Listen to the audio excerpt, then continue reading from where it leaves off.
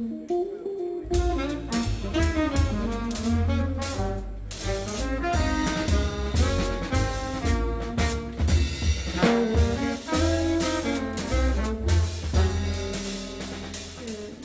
tarde a todos os que estejam a assistir a este programa. Nós vimos falar da história de Odivelas e será lógico começar pelo princípio. Então decidimos começar pelo primeiro documento histórico que nós temos de Odivelas, que foi descoberto aqui há uns anos por um arquiteto e arqueólogo que andou aqui a trabalhar, por conta da autarquia, que é uma lápide românica que existe no Museu do Carmo, já está até fixa numa das paredes internas de uma capela, e que, por sinal, até é a lápide românica mais antiga que existe em Lisboa, e que não é mais do que uma certidão de idade da freguesia de Odivelas, que na altura não eram freguesias, eram paróquias. E o que é que diz essa lápide?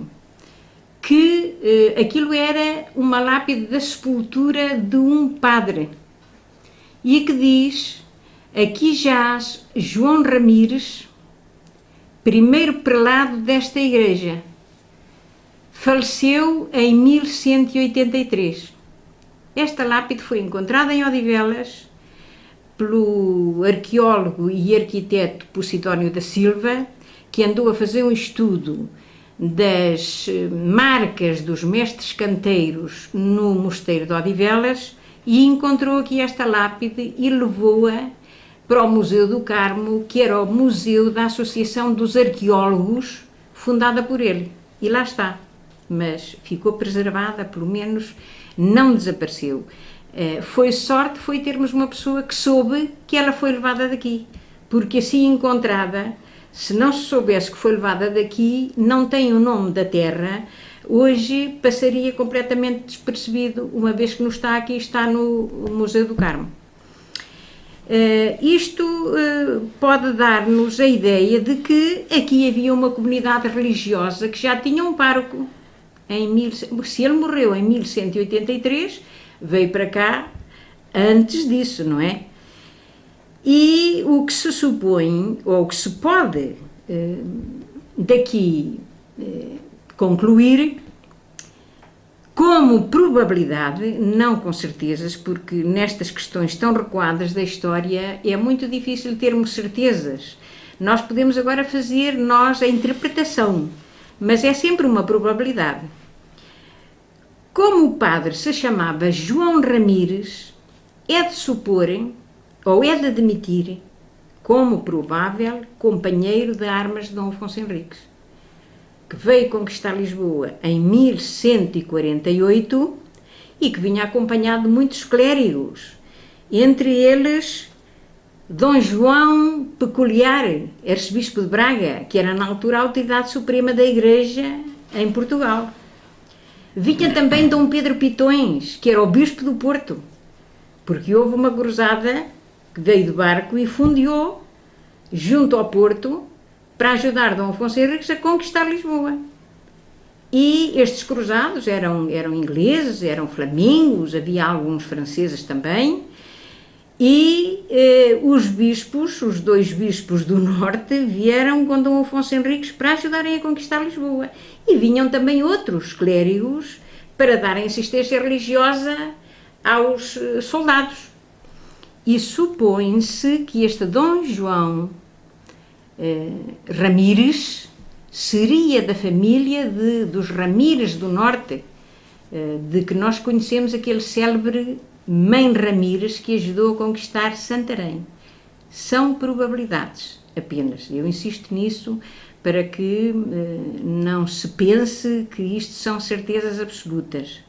São hipóteses, mas hipóteses credíveis. Se nós formos um dia à estação do metro do Martim Muniz, havemos de ver lá estes dois bispos. Estão lá os dois juntinhos, um com um debruado na vestimenta castanho, outro com um debruado preto. São estes dois bispos, o bispo de Braga e o bispo do Porto. E possivelmente Dom Afonso Henriques, depois de conquistar Lisboa, deve ter querido reorganizar as comunidades cristãs que aqui haveria. Possivelmente haveria por aqui, sob o domínio muçulmano, as comunidades moçárabes, que eram comunidades cristãs submetidas aos hábitos e costumes dos árabes, porque eles davam-lhe liberdade de culto. O que tinham era que aceitar o modo de vida e pagar o imposto correspondente ao Estado muçulmano. E teriam aqui o seu culto, que depois da conquista de Lisboa, como os cristãos é que ficaram vitoriosos, havia que reformular tudo isto. Era preciso reorganizar estas comunidades em moldes diferentes, e o facto de aqui estar João Ramires, supõe-se que teria havido aqui anteriormente uma das tais comunidades moçárabes que teria sido reformulada depois com um padre cristão, nos moldes já do culto cristão renovado. Como Lisboa foi conquistada em 1148, não parece muito fora de lógica que João Ramires tivesse vindo nessa altura e que fosse aqui colocado, porque se ele morreu em 1183, vê-se a diferença de anos que passaram de um lado da vinda dos conquistadores a Lisboa até ao falecimento deste sacerdote. Possivelmente isto tem bases para se poder pensar assim. Depois da conquista, também os muçulmanos foram fixados aqui nesta zona norte de Lisboa. Ficaram alguns na cidade de Lisboa, mas a maior parte foi remetida aqui para a zona norte de Lisboa, e que se supõe que é toda a região saloia, informando os especialistas da língua árabe que a palavra saloio é proveniente de um termo muçulmano que é Sarui, que se pronunciava Saroi, e que por evolução terá dado Saloio, que quer dizer homem do campo, homem que trabalha a terra, homem que trabalha o campo. E, de facto, os saloios foram sempre famosos pela sua capacidade de cultivar a terra e de fazer produzir a terra. Há outras explicações, mas não são as explicações corretas. Esta é que os especialistas em língua árabe nos garantem que é a justificação da palavra saloio. E, entre esses grandes especialistas, o mais conhecido é o David Lopes, que era um grande arabista, professor da Faculdade de Letras. Esta fixação aqui veio dar toda esta zona que se sabia que chegava até mais ou menos Torres Vedras, que veio depois, mais tarde, a ser o termo de Lisboa. Estas comunidades cristãs são a origem das atuais freguesias, porque a paróquia eclesiástica que se formou em torno das igrejas cristãs e das comunidades cristãs é que depois veio dar as freguesias eclesiásticas, e depois, com a implantação da República, veio dar as freguesias civis. Estas freguesias eclesiásticas é que tinham o registro de todos os momentos da vida do cidadão. Registavam o batismo, quando o indivíduo nascia, depois o casamento e, no final da sua vida, o óbito. Isto deu origem, depois, mais tarde, às grandes contendas com a Primeira República, porque a Igreja não queria perder o predomínio do controle da vida de cada cidadão, e o Estado estava a querer tomar conta desses momentos. Mas, regressando agora aqui ao início do Odivelas, da história do início de Odivelas, nós depois sabemos que, muito mais tarde, acabou por ser aqui construído um mosteiro, e possivelmente haveria aqui já uma pequenina comunidade. E que esta povoação, quando esse mosteiro aqui foi construído, já se informava que o rei Dom Dinis iria construir um mosteiro numa povoação que distava légua e meia, mais ou menos, de Lisboa, e que tinha o nome de Odivelas, numa povoação chamada Odivelas. E os especialistas da língua árabe dizem-nos também que a palavra Odivelas é formada por duas palavras árabes, que é Odi, que quer dizer rio, e Bela, com 2 As no final, que quer dizer remoinho. E que com estas duas palavras, que traduzido à letra seria rio do remoinho, é que se formou a palavra Odivelas. Eu aceito esta explicação, até porque é dada por especialistas, não é? Mas há outras explicações, há outras justificações. Não sei se o Dr. Oliveira Dias quer falar nessas outras versões populares, uma delas popular. Sempre que falamos de Odivelas, inevitavelmente falamos do rei Dom Dinis, que é, a todos os títulos, um dos monarcas mais brilhantes que nós tivemos na nossa história. E quando aqui a professora falou nos prelados que teriam acompanhado o Dom Afonso Henriques na conquista de Lisboa, e falou no Dom João Peculiar, veio-me logo à memória que se o Dom Afonso Henriques foi o homem que, com armas na mão, conquistou o território com sangue, suor e lágrimas até o Algarve, sendo que o Algarve terá sido já o filho que consumou na totalidade a conquista do território, Dom João Peculiar foi bastante peculiar à época também, porque foi o homem das leis, o braço jurídico do Dom Afonso Henriques, que junto do Papa conseguiu ganhar a batalha do reconhecimento do Reino de Portugal. E isso não é de sumenos, porque à época o Papa, havia 2 Papas, era um Papa e um Antipapa, e o Papa quem o Dom Afonso Henriques se dirigiu foi ao Antipapa e não ao Papa que à altura era reconhecido como o Papa pela Igreja. Acabou depois por vencer, ter ganho de causa o Antipapa, que vem então a reconhecer Dom Afonso Henriques como rei do Reino de Portugal, e o Dom João Peculiar teve nessa matéria um peso muito grande, na medida em que foi o homem que construiu juridicamente a pretensão do nosso monarca para termos ganho de causa nesta contenda.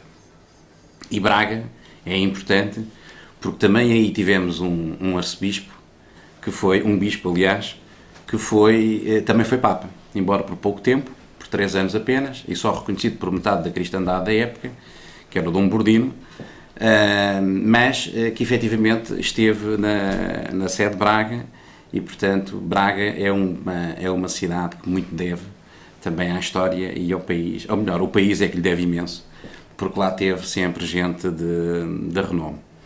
O Dom Dinis, a mim traz-me sempre à memória que terá sido também um homem de exceção, não só porque a primeira missão que lhe deram como diplomata tinha ele 7 anos, resolveu um problema com à época o Reino de Castelo, ou o Reino de Aragão, terá sido uma coisa assim, mas foi uma missão bem sucedida com apenas 7 anos, portanto era um diplomata, era um administrador nato, era um homem que conseguia levar sempre a bom porto todos os projetos em que se metia.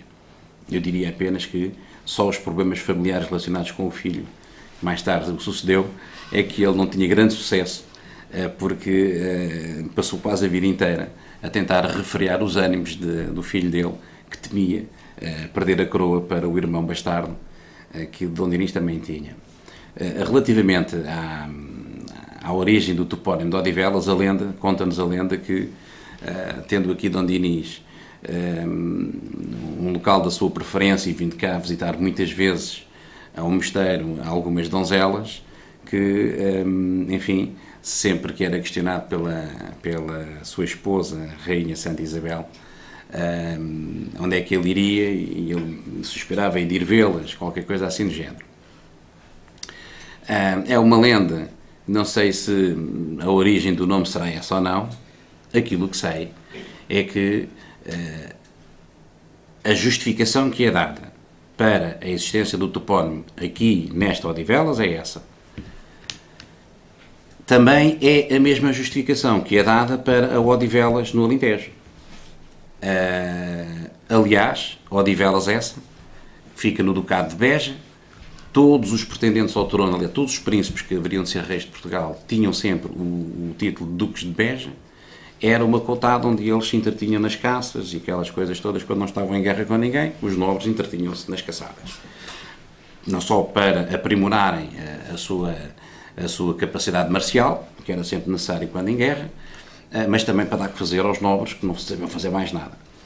E aí temos uma aldeia, a aldeia de Odivelas, fica ali muito próximo do rio de Odiaxer, e lá, eu uma vez desloquei-me lá para falar com o presidente da junta local, e apresentaram-me lá uma senhora muito idosa que conhecia muitas histórias sobre a aldeia de Odivelas, ali em Ferreira do Alentejo, e também me deram essa explicação. Portanto, pelos vistos, o rei, quando estava em caçada, lá na sua cotada, também teria uma predileção especial por aquela aldeia e também teria lá umas donzelas, também as visitaria. Bom, isto é em Portugal. Os dois únicos locais onde temos o topónimo Odivelas é aqui, Distrito de Lisboa, e é no Distrito de Beja. E depois temos no Brasil, no Pará, no estado do Pará, temos uma cidade, uma pequena cidade, que será mais ou menos da dimensão de Famões, em termos populacionais, que se chama São Caetano de Odivelas. E, curiosamente, lá também dão uma explicação semelhante. Eu consegui entrar em contacto com o prefeito local, que equivale ao nosso presidente de Câmara, correspondi-me com ele a algumas coisas, pedi-lhe informação, documentação lá da história deles. Portanto, quem levou, aquilo chama-se São Caetano de Odivelas, em homenagem a um religioso, falha-me a memória, qual seria a ordem que ele pertenceria, mas um clérigo que terá também acompanhado a colonização daquele espaço e então chamaram-lhe São Caetano de Odivelas em homenagem a esse clérigo. E também dava uma explicação semelhante, que o nome teria tido origem numa vontade que o clérigo teria de visitar umas senhoras e suspirava quase sempre a ir vê-las e acabará por dar Odivelas. O São Caetano é que já não sei de onde é que vem, mas estará associado a um santo qualquer. Agora, não sei, mas penso que este local aqui se chamaria Vale das Flores, que era uma quinta que o Dom Dinis aqui tinha e gostava de... Aliás, toda esta lesíria era uma lesíria muito procurada pela nobreza por causa dos ares que tinha. Eu recordo-me que quando para cá vim em 1970, quando começámos a vir aqui, o meu pai comprou um terreno ali em Famões, e todos os fins de semana estavam destinados para ou fazer qualquer coisa, ou o cultivo da batata, ou o cultivo da couve, ou o cultivo da alface, ou fazer uns muros, havia sempre qualquer coisa para fazer aqui em Famões. E eu recordo-me que, à época, isto era autenticamente o campo, porque tínhamos Lisboa, aqui a 2 passos, e Odivelas estava suficientemente perto da civilização para ser rápido a lá chegar, mas estava suficientemente afastada também para nos considerarmos inseridos no campo.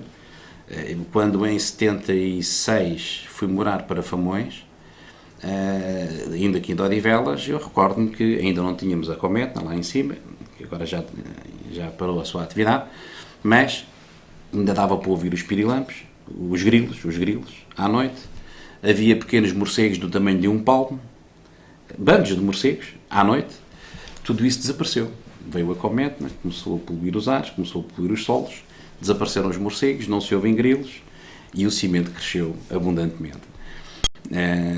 E portanto essa é uma parte que me recordo bem, e portanto lembro-me que toda esta área aqui, Odivelas, Pontinha, Caneças, era uma área de ar puro, de qualidade de vida. Portanto, as pessoas que para aqui vinham, se tinham alguma maleta, a maleta acabaria sempre por desaparecer. Terá sido isso que levou a nobreza e também parte da corte.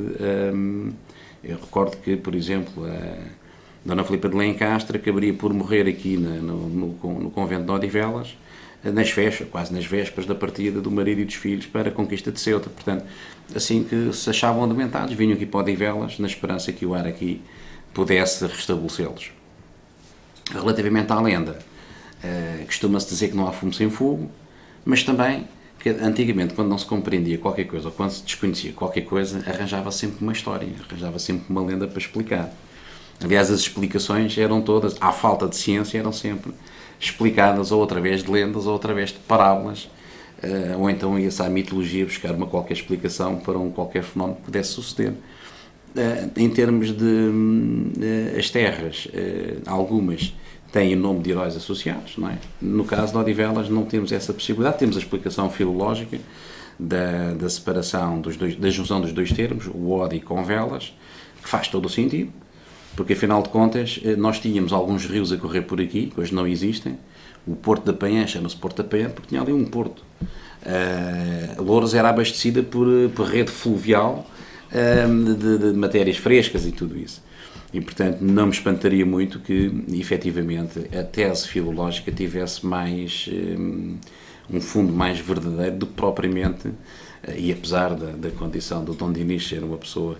Mas, na altura, o pai do Dom Lopes Pereira teve 42 filhos e, portanto, portanto, eram todos muito promíscuos, mas isso era, na altura, era uma maneira de garantir a descendência. Era uma maneira de garantir a descendência.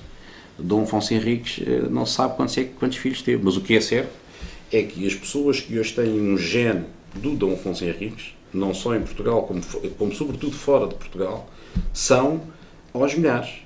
E recordo que ainda há pouco tempo na televisão passou uma peça que um dos Bush, o pai ou o filho, seria uma coisa assim, mas se o pai é, o filho também teria que ter, tinha um gene de Dom Afonso Henriques. Eu lembro-me que aquele professor de História que faz programas na televisão, o Arben Saraiva, ele diz num programa que estive a fazer umas contas e nós hoje devíamos ser 30 milhões de portugueses. Como só somos 10, todos temos a cepa de nobre. E é muito agradável pensar que todos nós temos. É uma vaidade, como outra qualquer. Mas, na verdade, não é difícil aceitar que isso seja assim. Tão poucos que éramos à época, não chegávamos a 1 milhão de portugueses, nem pouco mais ou menos. No tempo de Dom Afonso Henriques, nem pouco mais ou menos. Éramos 1 milhão de portugueses à época, quando começámos os descobrimentos. Pois. E foi com 1 milhão de portugueses que conseguimos dar novos mundos ao mundo, como cantou Camões, da forma, com os resultados que nós hoje sabemos. Basta olhar para o Brasil, que Fernando Pessoa dizia que era o Portugal do futuro, e o Brasil hoje é uma nação emergente. Já não se faz um G8 sem lá ter o Brasil, porque já não é a mesma coisa, e ter a oportunidade de ver o presidente da nação mais poderosa do mundo virar-se para o presidente do Brasil e dizer: eu admiro este homem, I love this guy. Eu nunca pensei em vir a ser uma coisa dessas, e dá-me um certo gosto pensar que isso é fruto, vai buscar origens ao Dom Dinis, porque o Dom Dinis, a todos os títulos, era uma pessoa fabulosa, e com isto vou parar para não me alongar muito, mas em termos de organização do país, ele tinha uma visão fantástica. O Dom Dinis, à época dele, é a época em que uma ordem da maior importância para a cristandade e para o mundo ocidental, foi a Ordem dos Cavaleiros do Templo, é extinta em França. O Dom Dinis protege. Uma luta de 7 anos consegue substituir essa ordem pela Ordem de Cristo, que é a sucedânea da Ordem do Templo, e consegue desanexar a Ordem de Santiago de Calatrava de Espanha, ficando só com uma Ordem de Calatrava em Portugal, da qual o Dom João II viria a ser o grão-mestre também. E isso é da maior importância de todos os títulos, porque foi da Ordem de Cristo e da Ordem de Santiago que saíram os cavaleiros iniciados que haveriam de comandar as caravelas e as naus pelo mundo fora. Portanto, e isso é uma visão e depois mandou semear o Pinhal de Leiria. Pensei que, à época onde ele mandou semear o Pinhal, também teve uma função geológica. Foi para controlar os terrenos que estavam em desassoreamento acelerado e rapidamente se viriam a tornar, se continuasse, inutilizados. Com o Pinhal houve ali uma contenção. Mas foi desse Pinhal de Leiria que se fizeram as embarcações que haveriam de dar a volta ao mundo, na tecnologia que os portugueses puseram no mar e que ainda hoje, a mim pessoalmente, me causa uma admiração tremenda, porque sem GPS, sem outro tipo de tecnologia, sem segurança passiva, sem nada disso, deu-se a volta ao mundo e fez aquilo que se fez. E, portanto, e a mim dá-me saber que temos aqui o Dom Dinis enterrado em Odivelas, saber que o Dom Dinis é uma das figuras de proa do nosso município, enquanto residente em Odivelas, é motivo de orgulho muito grande sinceramente, orgulho disso. Tenho pena que o brasão do município não tivesse acolhido a figura de Dom Dinis e só lá tivesse posto o urso que supostamente Dom Dinis teria matado numa luta de corpo a corpo que com ele teve, algures, na Coutada, em Beja. Isso aí são as regras da heráldica que eu não conheço essas regras, não é? Não pronuncio sobre isso porque as regras da heráldica às vezes são diferentes daquilo que nós logicamente achamos, não é? E quanto ao nome, agora regressando ao ponto de onde eu tinha partido, diz muito bem que de facto a lenda atribui o nome de Odivelas a essas vindas do rei a Odivelas, pela crítica que a rainha Santa Isabel implicitamente revelava quando dizia ia de vê-las, mas eu devo dizer que isso é uma criação, é de facto uma lenda, como disse muito bem, é uma criação popular, o povo tem uma imaginação muito vasta e cria muitas lendas e justifica sempre tudo com a sua lógica. Mas isso não tem nenhum fundamento de verdade. É preciso que as pessoas que dão isso como uma certeza científica saibam que isso é uma lenda e não passa daí. E não temos nenhum documento que possa assegurar que isso foi assim. Porque os amores do rei Dom Dinis foram sempre conhecidos. Sabe-se quem eram as mães dos filhos bastardos. Isso não era ocultado. A rainha Santa Isabel era muito benevolente em relação a isso, olhava para o lado, não fazia questão, e se aqui tivesse havido alguma justificação nesse sentido para a vinda do rei Dom Dinis, para vir ver aqui alguma senhora, teria ficado notícia disso, de certeza, porque ficou notícia das outras todas. Se aqui houvesse uma que merecesse ter ficado na história por esta razão, tinha chegado até nós algum eco. Mas há ainda outra explicação, que eu também já usei, aceitando-a como correta, antes de ter encontrado esta de Odi Bela, que duas palavras árabes, eu aceitava mais a outra, que seria vindo de Odi, querendo dizer rio, e velas, que era um termo latino, porque aqui houve muitos moinhos de vento que teriam velas. Mas essa também não pode ser a explicação, basta raciocinarem que estes moinhos de vento existiram aqui no século XVII e XVIII. E a palavra Odivelas é muito anterior. Portanto, não pode ter sido essa a origem de Odivelas latina. Mas os moinhos de vento é uma tecnologia árabe que foi trazida para a Península Ibérica e nessa medida, e nós aqui sempre tivemos a felicidade de ter sempre muito vento, não é? E, portanto, não me espantaria que a explicação fosse encontrar... E que nessa altura já houvesse aqui moinhos de vento. Pois isso, que é uma tecnologia que os árabes trouxeram para cá, isso é. Aqui havia também muitas azanhas. Na Ribeira de Canessas havia muitas azanhas. O livro das décimas, de 1863, registra 12 azanhas, daqui até à Ramada. Mas esses não tinham velas, também é uma tecnologia árabe. Eu aceito como, nem discuto isso, para mim está resolvido o problema do nome Odivelas.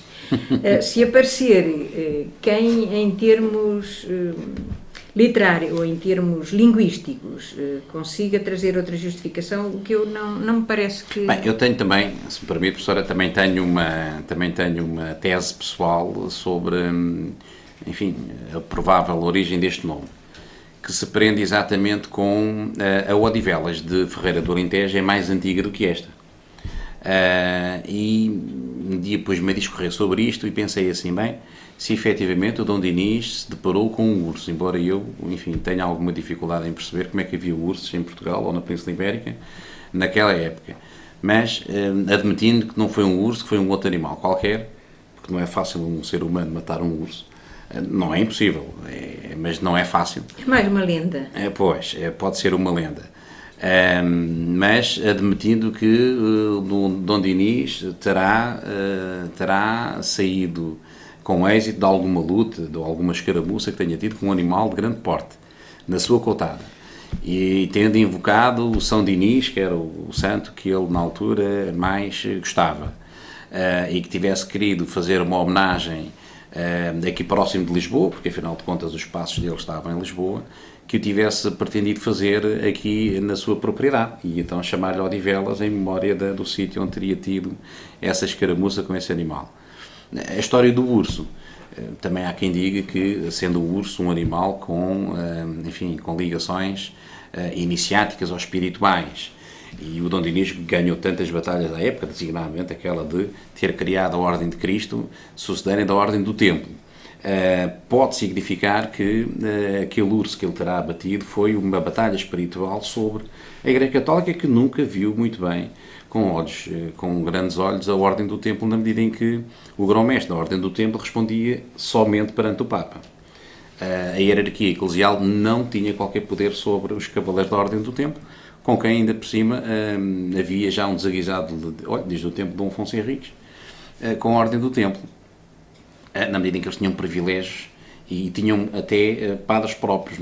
Os católicos, os prelados católicos não podiam fazer serviços para os cavaleiros templários. E, portanto, esse urso poderá ser o combate de um espírito maléfico que ele terá vencido, não só no que diz respeito ao salvamento que fez da Ordem do Templo, como também o facto de ter tido sucesso na desanexação da Ordem de Santiago de Espanha e ficarmos com uma só para nós. Pode ter sido uma, como pode ter sido outra. Mas, como digo, a mim não me espantaria muito, ou melhor, não aceito com alguma facilidade que esta Odivelas aqui fosse alguma homenagem que ele tivesse querido fazer ao Odivelas do Alentejo, por numa das suas caçadas ter tido aí encontrado um animal. Bastava encontrar um javali meio chateado para matar um javali dá assim bastante trabalho. Bem, essa história do javali é uma lenda, nós hoje sabemos que é uma lenda. Está do urso. Sim, a história do urso é uma lenda. Sim, do urso, não é do javali. Quanto ao Odivelas do Alentejo ser mais antiga, eu não sei, mas nós não sabemos quando é que começou a povoação de Odivelas, visto que se o primeiro prelado foi João Ramires em 1183, nós para trás não sabemos a existência de uma comunidade aqui e a idade que teria. Agora, que Odivelas já tinha o nome Odivelas no reinado de Dom Dinis, isso é um facto, porque o cronista diz que, em virtude dessa luta com o urso, lá em São Pedro de Pomares, no distrito de Beja, que o Dom Dinis iria construir um convento na sua propriedade, que era a Quinta de Valdeflores, situada no lugar designado por Odivelas. Portanto, o lugar aqui já se chamava Odivelas no tempo do rei Dom Dinis, porque o cronista faz essa afirmação. Por isso, eu não sei a antiguidade sobre a povoação do Alentejo, não sei nada. Mas a povoação do Alentejo, o próprio nome, é a explicação que os linguistas dão, serve para todas as palavras com esta composição, também serve para essa Odivelas. Sim, sim. São essas duas palavras árabes. Eles dão até a explicação que no espanhol deu o Adi, o Guadiana veio já com o Adi formado da Espanha. Exatamente. E por isso é que quando entrou em Portugal nós aceitámos aquela parte já Guadi em vez do Odi. Em português usou-se o Odi e os espanhóis usavam o Adi, e daí que veio do Guadiana. E todas essas palavras alentejanas, Odiaxere, Odmira, todas essas palavras têm a mesma composição do Odi, assim como Odivelas. Como Odivelas daqui, como Odivelas do Alentejo. E a do Brasil. E a do Brasil, que eu essa desconhecia. Mas olha que eu não sei se soubermos em que época é que foi criada essa Odivelas do Brasil. É recente, foi século XVIII. Então, olha, eu vou-lhe dizer que se calhar foi daqui de Odivelas que foi, sabe porquê? Porque os Miranda Henriques, que vieram a ser proprietários ali da quinta, na quinta de Nossa Senhora do Monte do Carmo, eram os comandantes das frotas do Brasil. Eram pessoas que eram os que dirigiam as frotas daqui para o Brasil e do Brasil para cá. Às tantas até foram esses senhores que terão levado, quem sabe. Eu creio que este clérigo seria jesuíta. Eu tenho, por acaso, essa documentação compilada em minha casa, mas sinceramente não tive tempo eu até gostava de trazer para estarmos aqui a uma vista de olhos. Mas isto foi século XVIII, finais do século XVIII, princípios do século XIX, também não é... Esta família, proprietária aqui da quinta de Nossa Senhora do Monte do Carmo, foi uma família com grande poder no Brasil. Tiveram altos cargos da governação no Brasil, além de serem os comandantes da frota do Brasil. Isto pode explicar isso, não sei, Pode. Não desconheço, nem sabia que havia lá uma Odivelas no Brasil. Odivelas São Caetano. Portanto, são os únicos locais do mundo onde existe Odivelas. É aqui, na Ferreira do Alentejo, no município de Ferreira do Alentejo, e como o Brasil não tem freguesias, eles têm uma realidade administrativa semelhante à nossa freguesia, muito semelhante, a que chamam de distritos. Portanto, o distrito é uma circunscrição submunicipal, portanto, que é criada pelo prefeito, caso ele o entenda. Ele nomeia para lá um subprefeito, é essa a designação que ele tem, e aquele distritozinho, então, tem as mesmas competências, grosso modo, que as nossas freguesias têm. Com a diferença que nas nossas é por eleição, lá está dentro do arbítrio do prefeito. Portanto, ou cria ou extingue conforme ele quer. E, portanto, esta São Caetano de Odivelas é um município que foi criado e que tem a dimensão em termos de território e até em termos de população, e disse de Famões, mas Famões mais ramada. Aquilo tem 25 ou 27 mil pessoas a residir lá e tem uma área muito grande. Isso de facto tem. Pois... De resto, só temos, para além destas duas freguesias e destes dois municípios, que é o caso do município de Odivelas e o município de Odivelas do Brasil, temos ainda a cidade de Odivelas, que é uma coisa diferente. Cidade hoje, não é? Sim, hoje a cidade foi criada em... Eu recordo quando foi criada a cidade de Odivelas... É recente a cidade, não é? Antes disso mas foi Vila e mas como visão administrativa é uma coisa diferente do município. Sim, claro. E da freguesia. É 98 só, não é? Foi antes. 1998 é que foi criado. Em 98 foi criado o município de Odivelas. A cidade de Odivelas é criada antes. E curiosamente, quando criaram a cidade de Odivelas, tiveram de criar a cidade de Loures. Porquê? Porque Loures é que era a sede do município. E na altura ficava mal a criar-se a cidade de Odivelas e a sede do município ficar para trás. E então Loures apanhou a nossa boleia. Pois. Mas na altura, nestes inícios, era uma pequenina povoação. Não é? Sim. E o que aqui se destacava era o mosteiro, desde que foi construído o mosteiro e as muitas quintas de gente nobre que por aqui havia, não é? Só ali a confinarem umas com as outras. Tínhamos a quinta da Nossa Senhora do Monte do Carmo, cujo nome já lhe é atribuído muito tarde, porque era a quinta de Dom Gil Vaz Lobo, depois havemos de falar nisso. A quinta de Valdeflores, que era a quinta real, que era da coroa, onde foi construído o mosteiro. Tinha ligada a essa a quinta da Memória, que era uma quinta que começava aqui mesmo junto ao Cruzeiro e por isso é que se chamava Quinta da Memória, e ia até à Ribeira. Toda aquela parte central de Odivelas foi construída nos territórios dessa quinta. E tínhamos mais ali para o lado da escola primária número 1, a Quinta do Espírito Santo. E penso que vamos hoje terminar aqui a nossa conversa sobre a história de Odivelas e no próximo encontro continuaremos com a história a partir deste momento e iremos falar então sobre a fundação do mosteiro, o rei Dom Dinis e aquilo tudo que lhe está ligado. Até à próxima.